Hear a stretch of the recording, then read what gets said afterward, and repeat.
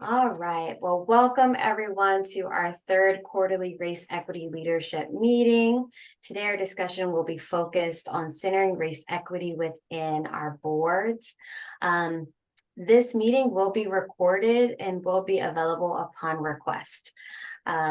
So without further ado, I'm going to have our new executive director give us a formal welcome, and then I'll hand it over to Larry and Paige. So Marquita, would you like to start the conversation?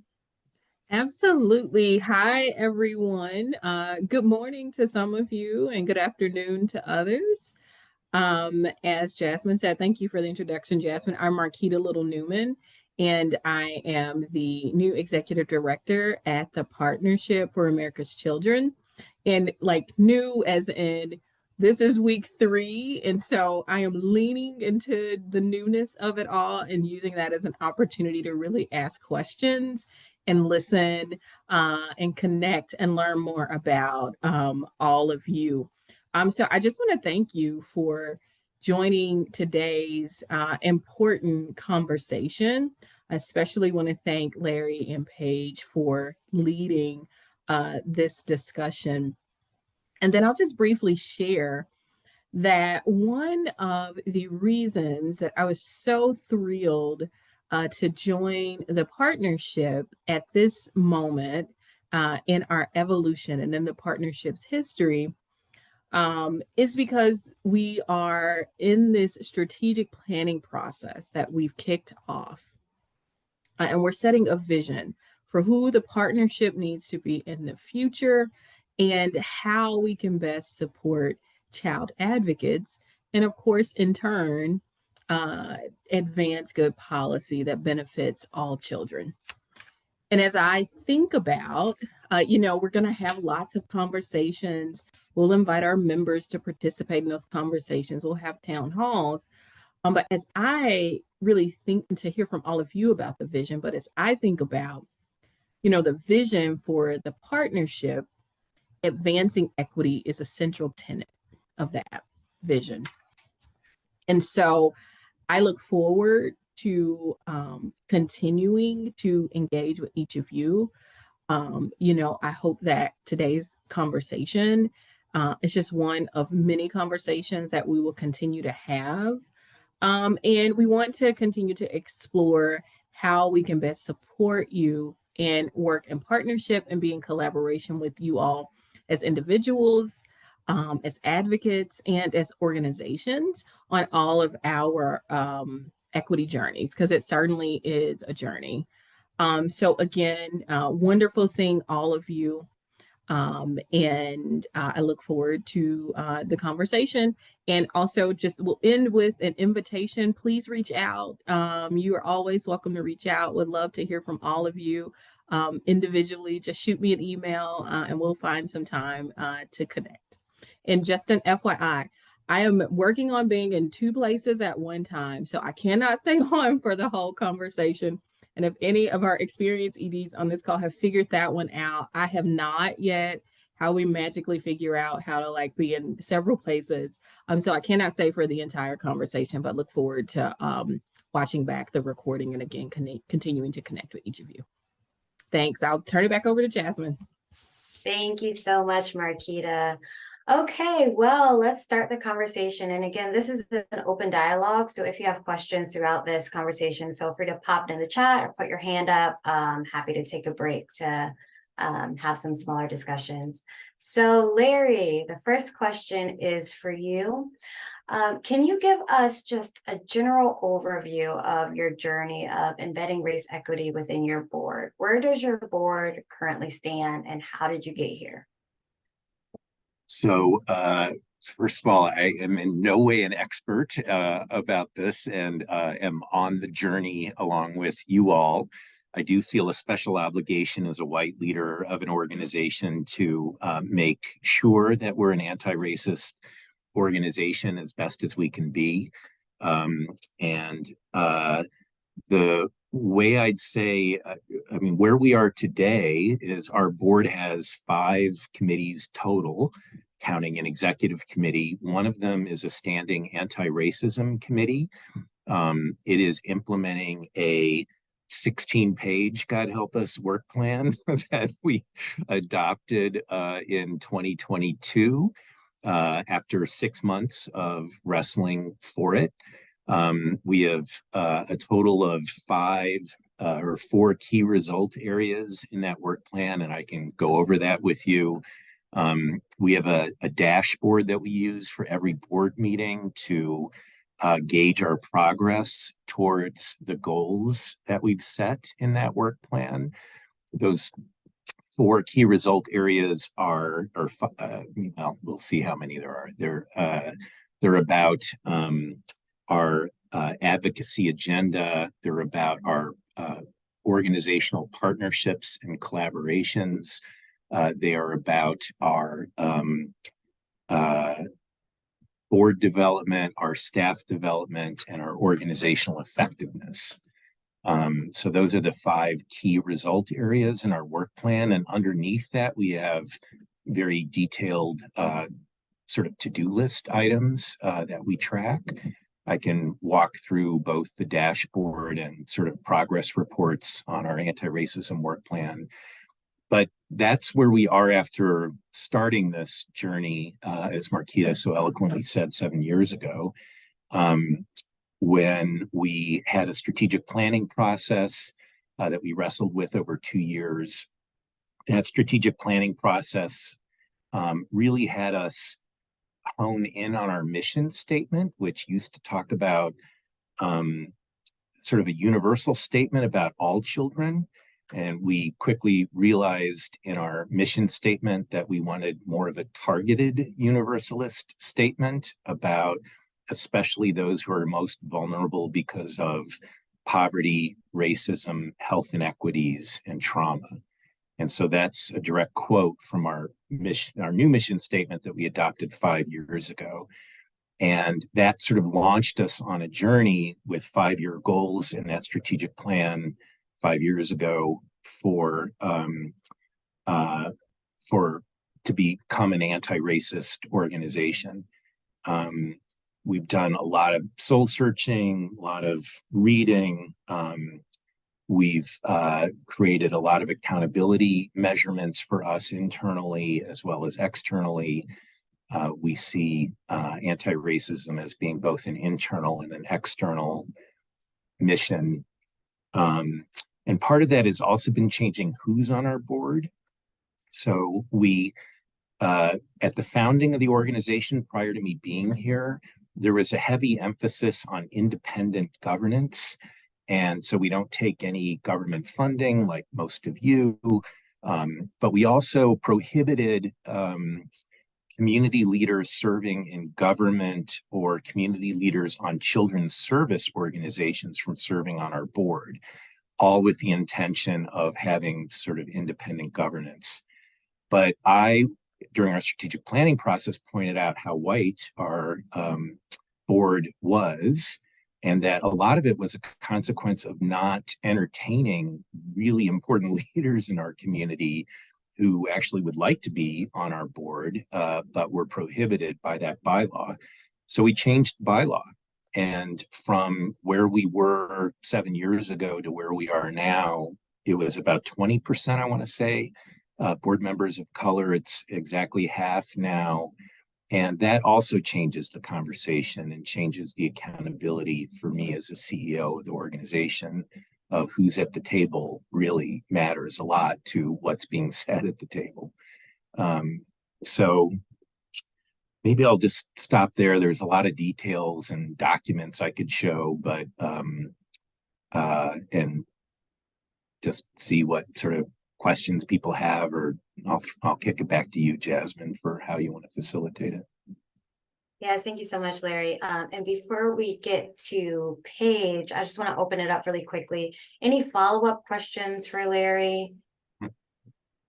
Any special requests for any of the documents that he mentioned? We will be circulating them in our follow-up material, but anyone curious about a specific document that he mentioned?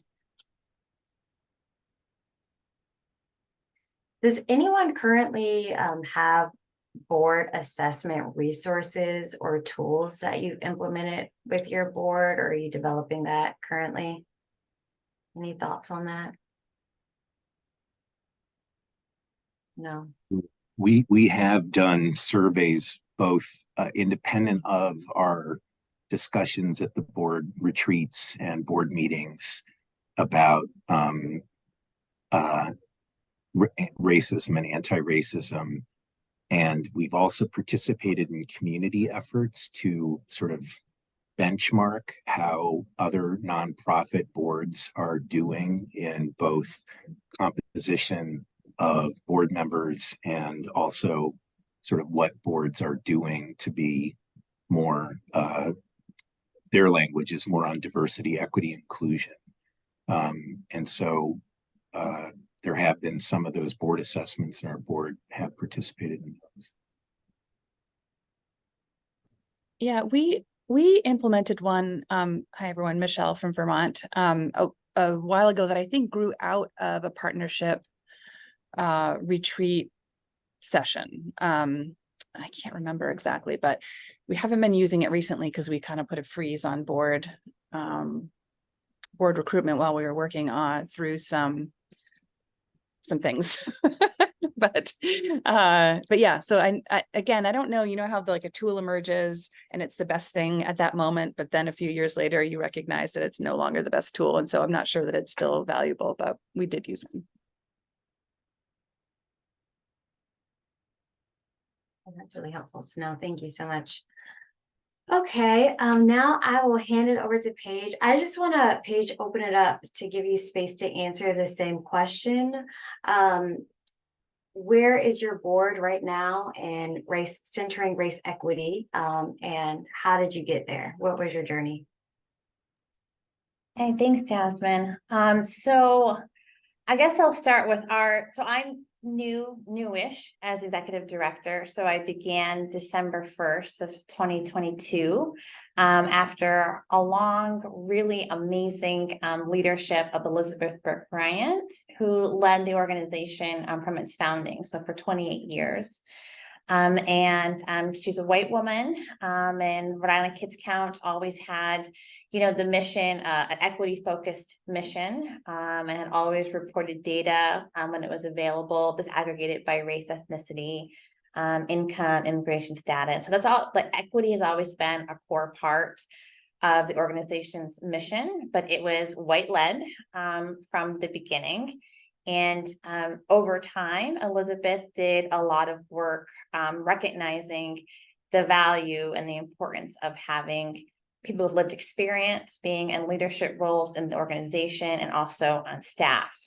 So before I was executive director, I was here for 4 years as a senior policy analyst. But even before my time, 5 years ago, the board was already very diverse. So Elizabeth did some intentional recruitment efforts to recruit leaders of color to serve on our board of directors. When I was hired 5 years ago, our board chair was a woman of color, and I had been the board chair already for 3 years before I arrived. So by the time I became the executive director, so the first leader of color during our first leadership transition of an organization, we at the same time were, the board had voted on the new board chair, who was a man of color as well. So we are led both at staff level and our board level by people of color. Our board is now 80% people of color, and our staff is now 60% people of color. So we have been doing really intentional work around diversifying our staff and board and the leadership. So I say all that because that really leads to how I'm able to step into this role in continuing to advance our race equity work and our work to amplify community voice and youth voice and parent voice. I'm able to do that because from our board up and down and all the way across, we see our community reflected. So that's been a really huge, important piece of how we're able to move our mission. Last year, the board approved a new mission statement, or we're not calling it new. I think we're calling it like not improved, but I guess a more concrete calling out of our race equity work. So now our mission statement says we work to improve the development, health, education, economic well-being, and safety of Rhode Island's children, and work to eliminate unacceptable disparities based on race, ethnicity, language status, immigration status, zip code, disability, or neighborhood. So we intentionally put it in there, and then we added into our strategies on our mission statement is that we recognize the role that systemic racism has played in the disparities that we as an organization are working to eliminate. So that those were really, I think, key pieces of how we're able to move our work forward.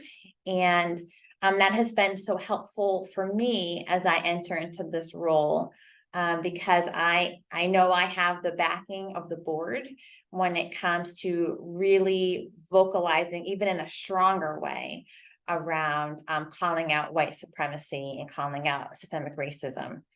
So I've this year, and some of my speaking points, I have used the terms white supremacy, and I know the board backs that up. And one quick example of how in my first week as the ED, we released a new policy report in our juvenile justice portfolio. It was called addressing racial and ethnic disparities in the juvenile justice system, centering the voices of youth.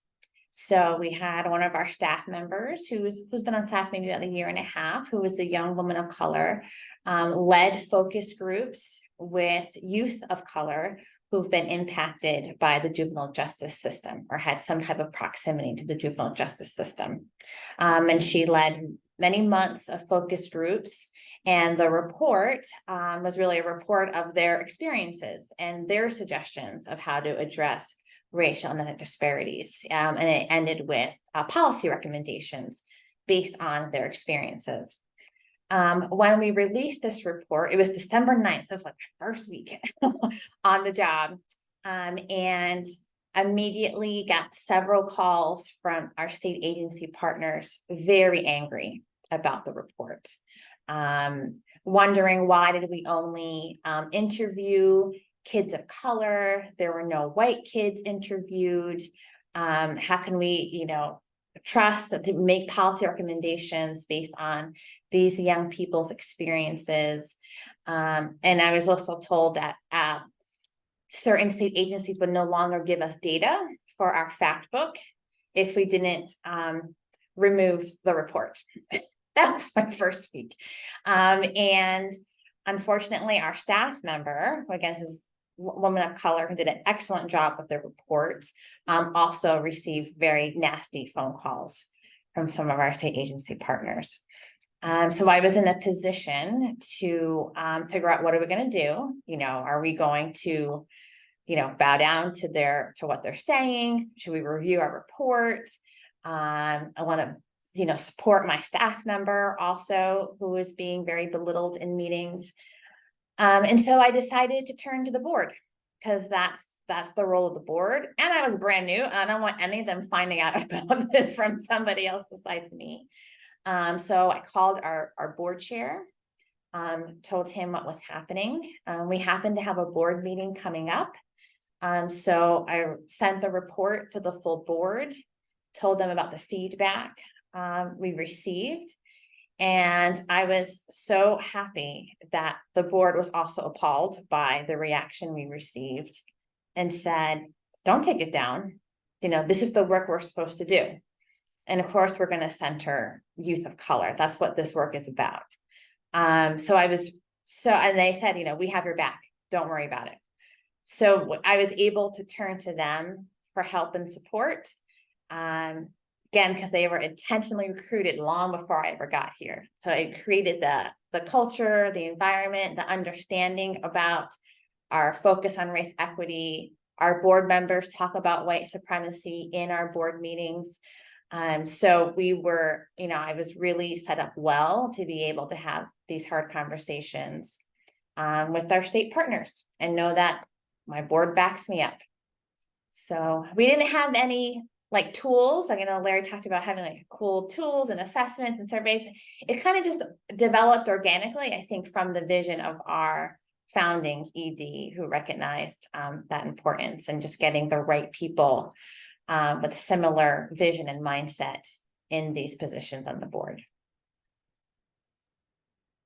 Yeah. Thank you so much, Paige. And please feel free to put in the chat any questions that you have, or raise your hand or come off mute with any questions.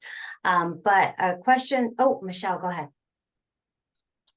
Sorry, I don't need to go first if other people need to speak. Yeah. I'm really curious about the if the decision, how am I trying to say? You mentioned that your board chair also transitioned and a Black man became your board chair kind of at the same time that you were transitioning into your leadership role. Was that an intentional supportive plan, or did it just happen that way? It feels like it could have been a really smart strategy to support. Yeah. Yes, I think it was time for board chair transition. And I think the board knew they wanted to have a leader of color in that position. When I interviewed for the role, they already knew that he was going to be board chair. So the board had already decided it was going to be a leader of color. And when I interviewed, one thing that I should say, and I'm giving the board a lot of credit also, when I interviewed for the position, I asked, one of my questions intentionally was, do you feel that this board and this organization is ready to support a woman of color, a Black woman in this position? And the board said, yes, we are. We've done the work to get here. So we revised our mission statement. And we recognize that many Black women don't survive long as EDs of organizations, and we see that as a failure of the board and not of the person. So when I heard that, I was like, okay, sign me up, sounds great. So yeah, so he was already going to be in that role. Yeah. Thank you, Michelle, for that question. And just a plug for our next partnership peer exchange, which addresses that, Michelle. The Center on Budget and Policy Priorities created a guide for centering equity during leadership transitions. And so the first part of that 80-page guide is how to develop a framework or a plan for transition centering equity. So we'll have Jake speaking about that in our October partnership peer exchange. Another question that I have for the group, and please feel free to put any questions you have in the chat again or unmute. Is there anyone from a state or a local region where your board is maybe not at the same place as Paige and Larry's board, and maybe coming from different perspectives in their journey of equity?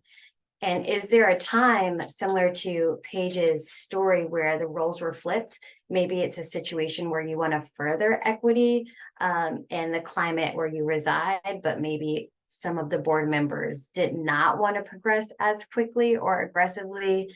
How do you handle that? When do you decide how to involve the board in those decisions when you're trying to be intentional about furthering equity?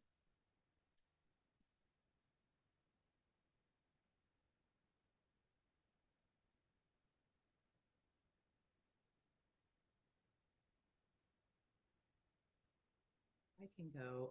Hi, everybody. I'm Jamie from Colorado, and I am very, very new. I'm interim CEO and have been named that like 2 weeks ago. So, and before that, I was COO and have only been with our organization for 1 year. So I'm still learning, and I'm grateful for this opportunity to be able to share with you all. And I know that we have started some of our equity work with our board. We have an equity committee, but we have a long way to go in really centering race equity and addressing white supremacy. I've been in numerous board meetings, and I've never heard those conversations come up. And so I'm hoping that that's something that we can start doing and really being intentional around recruitment as far as board members are concerned, making sure that we have a nice balance on the board and that we're being intentional about that, as well as with our team. But I know we have started the process, but we have a long way to go. And so I'm really actually just grateful to be here to learn from all of you and what you all are doing and have done. Thank you, Jamie, and congratulations. Any other thoughts on that piece, or challenges, frustrations, recommendations?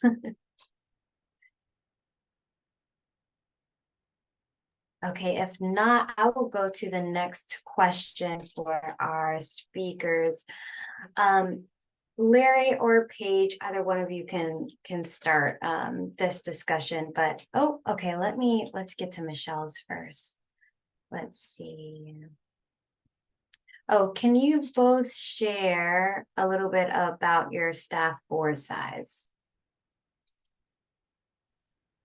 Sure. Our board is 16 people currently, probably 2 vacancies we need to fill. And our staff is 14.4 FTEs, about to be 15.4 FTEs.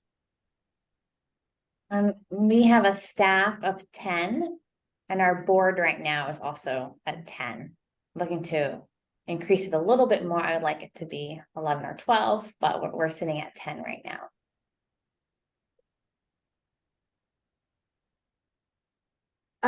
Okay.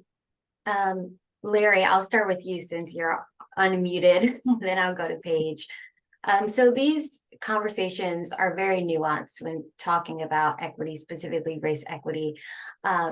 So I'm curious about, how do you have these challenging conversations and still have productive dialogue? So are there any practices that you try to implement when you're speaking with the full board or one-on-one with board members?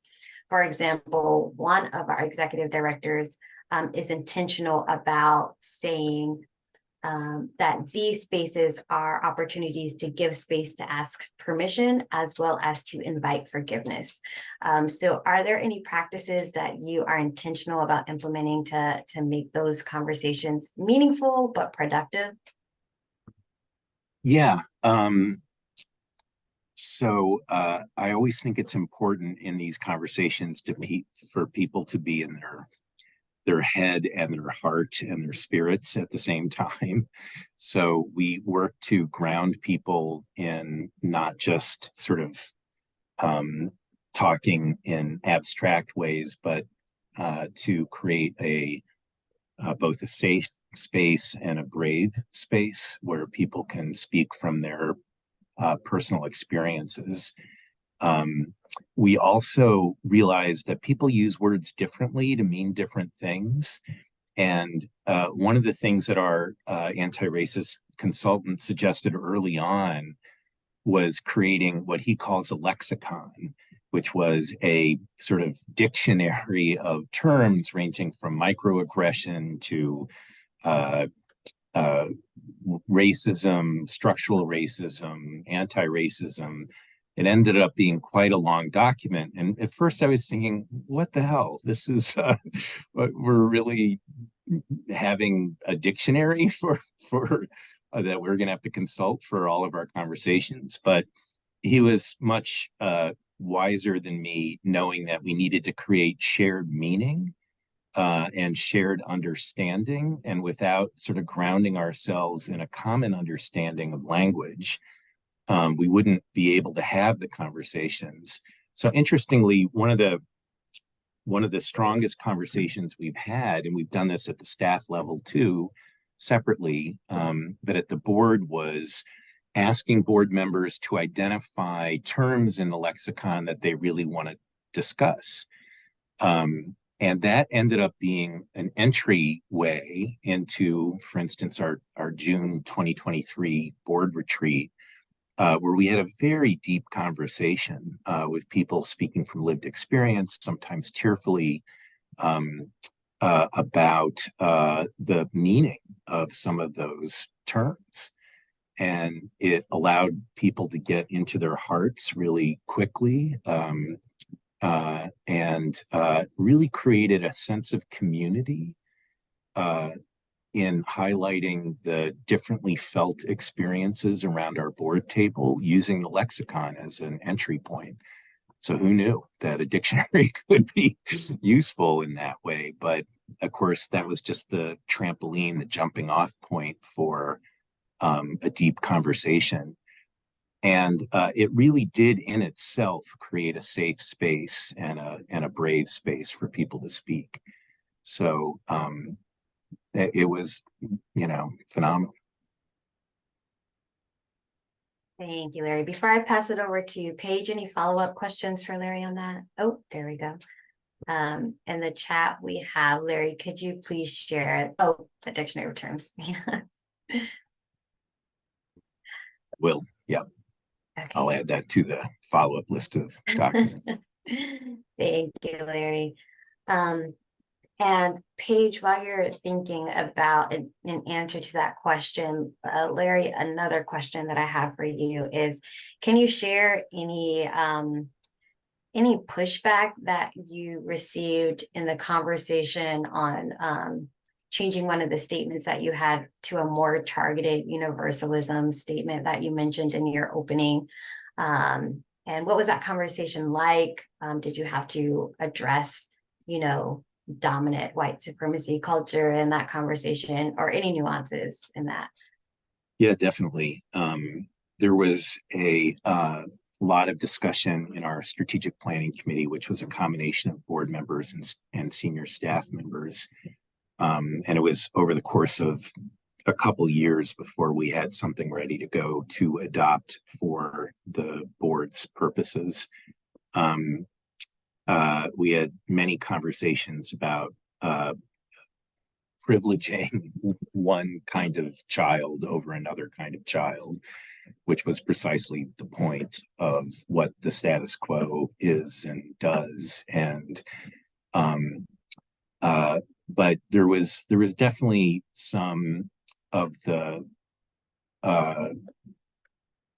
there was definitely resistance to adopting a less universal mission statement, and one that was really targeting a special focus in our advocacy and our policy work and our collaborations and organizational partnerships, BIPOC families and kids.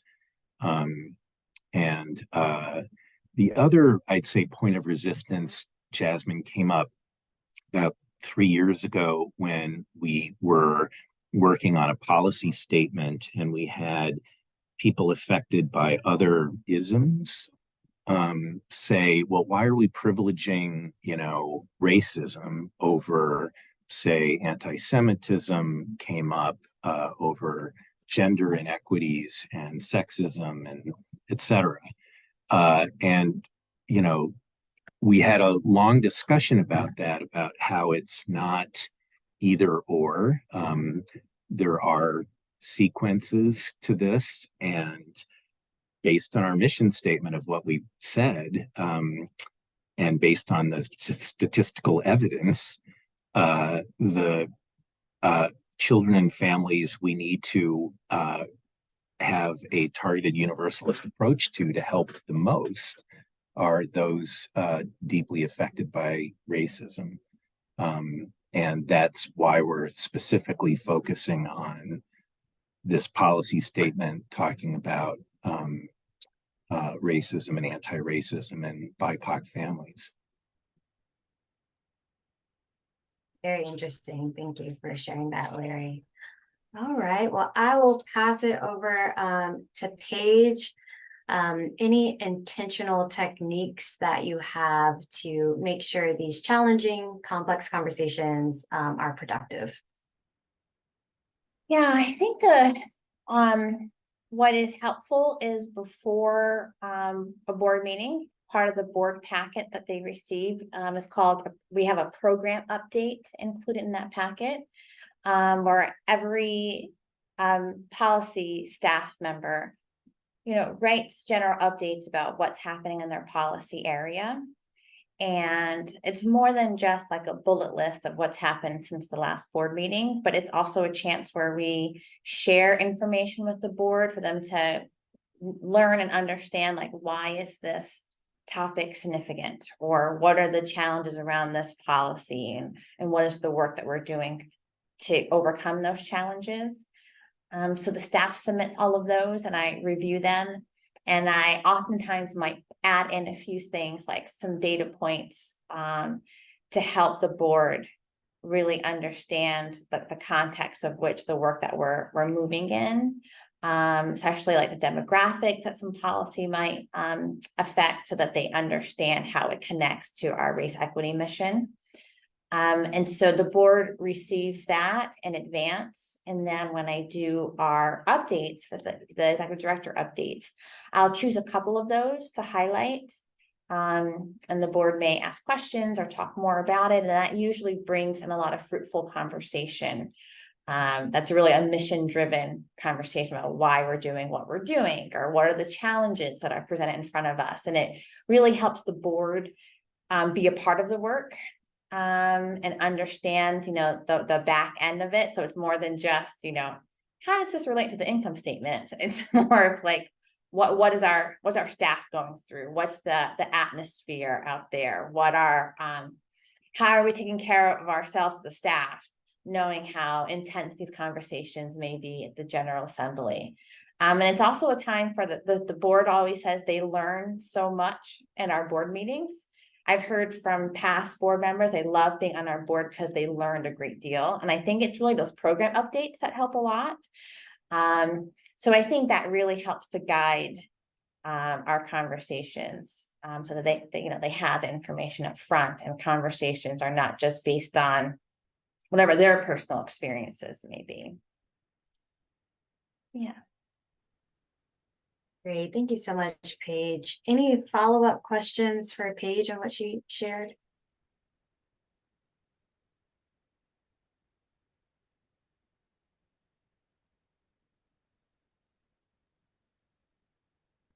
All right. Well, I would like to just open it up for general questions for either Paige or Larry, or maybe questions that you might have for another, or just the group in general.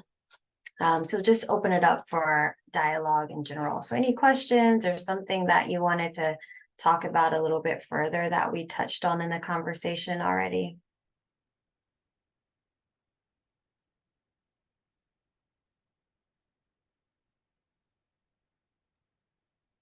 Hey, Jasmine, Michelle put in the thing, and if I missed it, I apologize, was interested in what size your board is.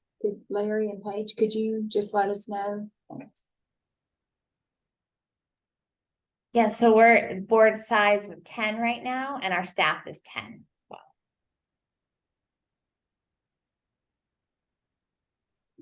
To chat, but our board is 16 people, possibly 2 vacancies, and our staff size is 15, or will soon be 15.4 FTEs.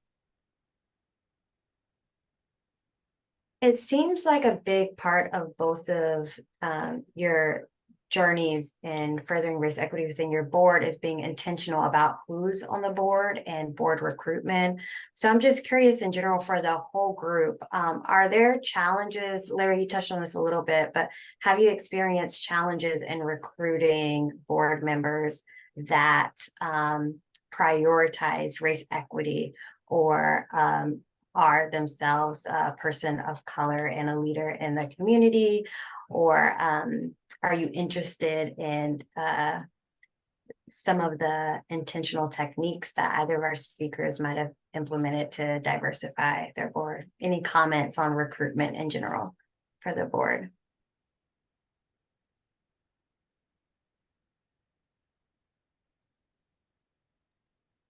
I'll jump in, and I am going to give a disclaimer. I sincerely apologize. Our legislature is potentially about to go into a special session about tax cuts. So I had to take a break to try to edit an op-ed. So forgive me because I missed a good amount of the conversation. I will say on our end, and you all have probably discussed this when I had to step away, but and I am Paige, I'm also pretty new. I started in February. And so there was definitely intentionality. I have a 16 member board, 17 member board right now. And there was intent in terms of bringing on individuals of color that particularly prioritize race equity. We have a race equity committee that meets separate and apart solely to discuss matters that committee wants us to address and to, kind of evaluate our work thus far. But and I will just say it's, and it's not our agency folks. I mean, it is so politically polarizing right now. In our state, I actually had a legislator, I sat down with a legislator who knows me because I worked in state government for forever. And she said, I'm really tired of your organization calling us racist. And I was like, when do we call you racist? Like, did we call you racist? Because, let me look back, right? And she was like, and what she started describing was the fact that we had highlighted Black maternal health rates in our state. And she felt that that was calling them racist because she was like, we're trying to help everybody. And I said, well, the policies right now are supposed to help everyone, and they're not, which is what we're calling out. And there's probably other marginalized groups that are faring even worse. We just don't have a way of tracking that. So if you all talked about this already, please let me know. But I guess my struggle right now is with individuals being that sensitive to even, to that degree. How do we do our work and make the points that need to be made about what's happening to marginalized communities, but also don't just completely lose the ability to pass the type of policies that we need to pass for kids? I know that's a really broad question, but I thought I'd throw that out there. I think that's such a great question, Kisa.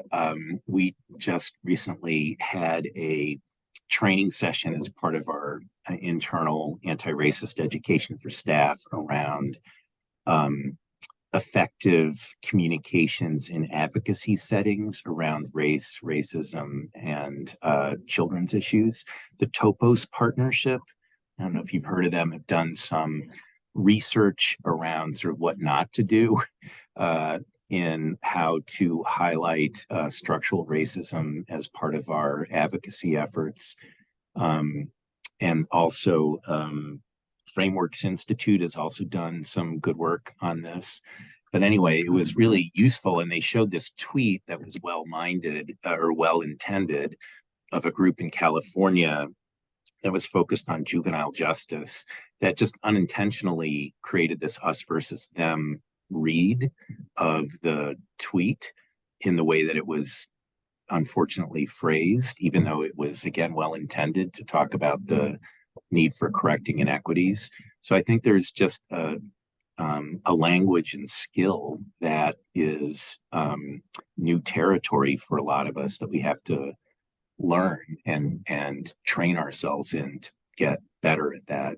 We're still going to offend people if we're doing our jobs. We're still going to create tensions and controversy.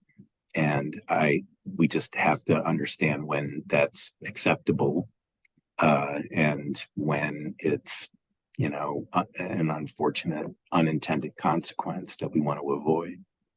Yeah. And I just realized that I didn't have my organization and my title, but I'm in Arkansas, so. Well, in states, I'm in New York. We've got a Black Senate Majority Leader. We got a Black Speaker of the Assembly. It's actually helpful for our advocacy to talk about the racism of the current system in our state. Okay. Congratulations, Isa, on your new role. I was wondering, in Arkansas is really different from Rhode Island because, like New York, we're considered very much a blue state, even though sometimes our blue, if you scratch the surface, it's not so blue. But still, we can say the words race equity and we can say supremacy, and it's not it's not a bad word here or bad phrases. So that context does, I think, make a difference as well. But I wonder if there's like coalitions of white leaders that you also can work with that might be able to share the message in the same way or in a different way.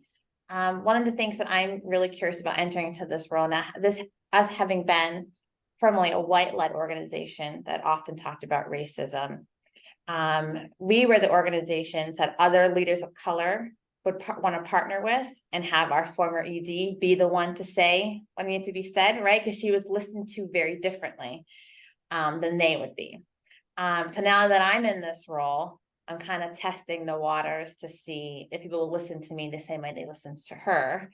And some of our other coalition partners have also had leadership transitions from being white-led to now being led by EDs of color, which is nice as an ED. So I have like a network of folks to kind of be with, but at the same time, we kind of look around the table and we're like, well, who's the white ally who's going to, if no one's going to listen to us, who else do we have that can say it? So I think that's part of, might be a helpful strategy too.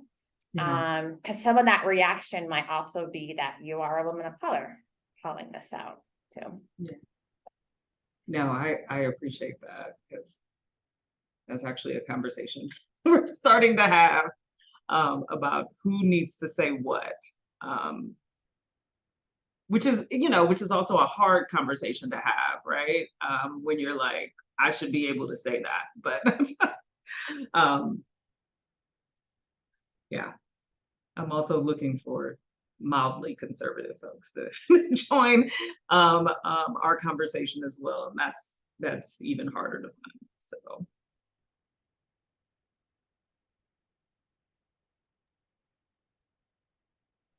All right. Well, Paige and Larry, I would love for you to give like a quick closing thought if you would like. But while you're thinking of that, I know I did not mention this in the prep, so this is very much so on the spot. I apologize. I would love for you just to say something small, but before that, I just want to open it up. If there are any last, there's a last question that someone wants to pose.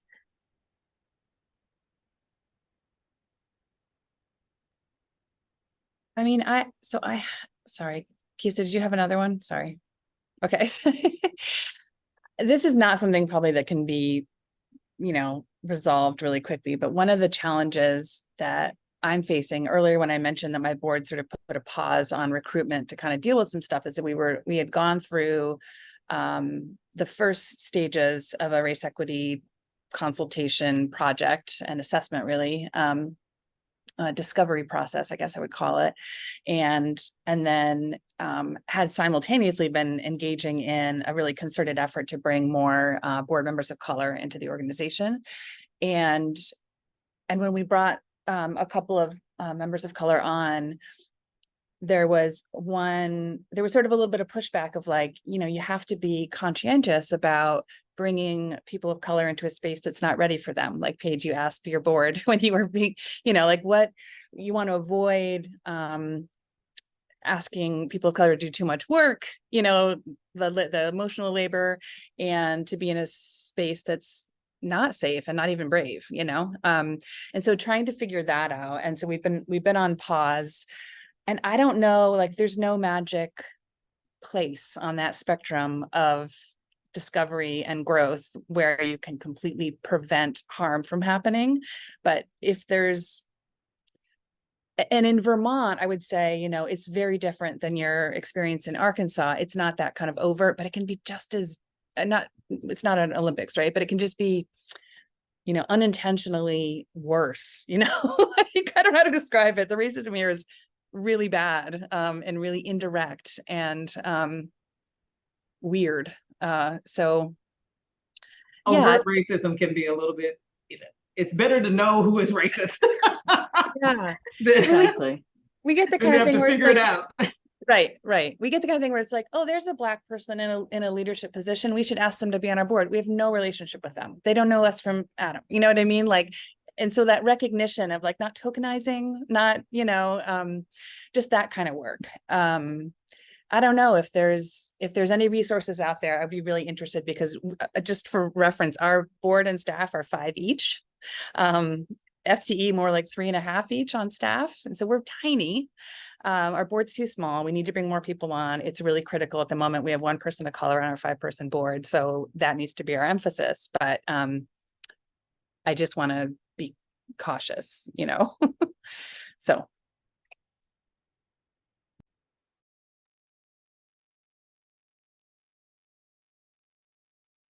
So Michelle, this is Karen. I work at Westchester Children's Association, also in New York, downstate from Larry. I am the outreach manager. I'm curious because I actually was not a member of this organization at the time, but how many of you were dealing with diversity, equity, inclusion prior to, at an organizational level, prior to the George Floyd incident in 2020, and what impact that may have had on your ability to address this directly? From where I sit, it feels like it had a tremendous impact, but I'm making a guess here.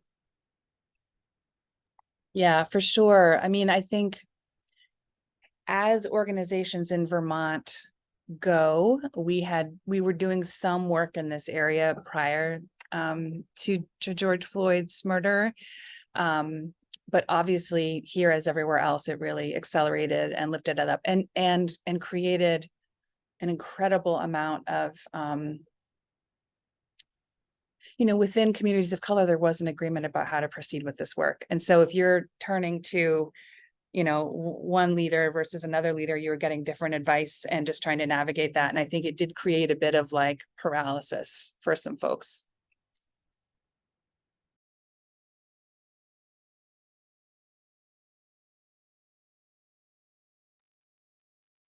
Thanks, Michelle. I'll just say ours really started with our strategic planning process, which began 7 years ago, but it wasn't, so it predated George Floyd's murder, but it wasn't there's no virgin birth. It came out of responding to a lot of community dynamics as well, reports on hyper segregation in our community, exhibit a new effort called Facing Race and Racing Equity that started, that we were sort of swept into and listened to. Yeah. And I'm sorry if my question insinuated that there wasn't a problem before that. I mean, we all know that there was. But I think, so I was working at March of Dimes actually at the time. And I'm sorry, I wasn't. I was working at Reader's Digest at the time. And it was interesting, right, to see how that opened the door for a brand new employee to talk with her boss about race. He was very uncomfortable, by the way. But at March of Dimes, we dealt a lot with the maternal mortality rates, right? And the data is there. So I'm thinking that, starting from a data place is probably a great way to start. I know, so while I'm fairly new in this position, I've been here for just over a year. I worked here 7 years ago for 5 years. So I sort of have a pre and post viewpoint. And And, you know, it was always important to this organization to incorporate diversity, equity, inclusion, to talk about race. We had a white CEO when I was here before, and now we have a Black I'm sorry, when I say, didn't mean to say CEO, I apologize, executive director. And I think our mission statement did change to add specifically, you know, we want to work with kids, fair treatment, blah, blah, blah, regardless of race or zip code. That was sort of how this organization on the outside, as I was on the outside then, dealt with talking more and openly more about it. In addition to creating a race equity work group, I too am part of a staff of 5. We do have 17 board members.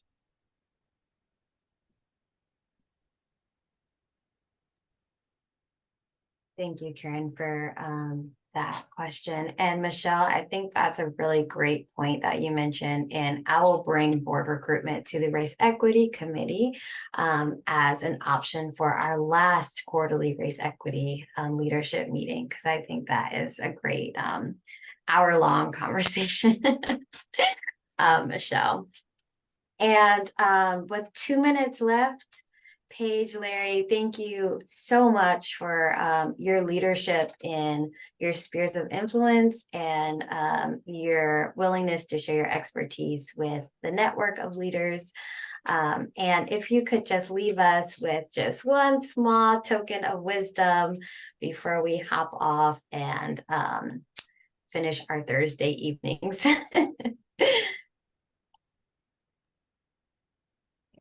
Sure, I'll just do a quick, thank you, everyone. It was nice to see you all on Zoom. Looking forward to hopefully see you all in person sometime. So I guess my last little thing would just be, I feel really, fortunate that in my situation, like the board is truly a partner with me. And I feel like my board chair was a thought partner, which really helps me be stronger when I'm out externally doing race equity work or having really hard conversations, because I know like he's got my back, and that makes such a difference in my ability to do what I do. So as I'm also looking at now, I need to recruit new board members for next year. Just really encouraging that like you have this ability to bring on, like that's a great opportunity to bring on new people and to bring in the folks that will have your back and will carry the vision with you. So even when you're down or feeling beat up or wondering like, oh, are we going too hard? Those are going to be your voices who are like your cheerleaders and keeping you going and reminding you every day about how strong you are and how strong the organization is. So I guess I would just leave on that. Thanks. Thank you, Paige. I guess what I'll say, I think that once you accept that this work increases organizational effectiveness, which I really do, it's not just the right thing to do, it's actually what strengthens the work to get the work done, then I think that really helps board perspective. It definitely helps staff perspective. It's one of our key result areas of our anti-racist work is our organization being more effective as and so I think keep those things in mind about the right thing to do and also the smart thing to do. Perfect. Thank you so much. And please look out for the follow-up materials in our next newsletter. Thank you so much again to our speakers and for all of you for joining. And I hope you enjoy the rest of your day. Thank you so much.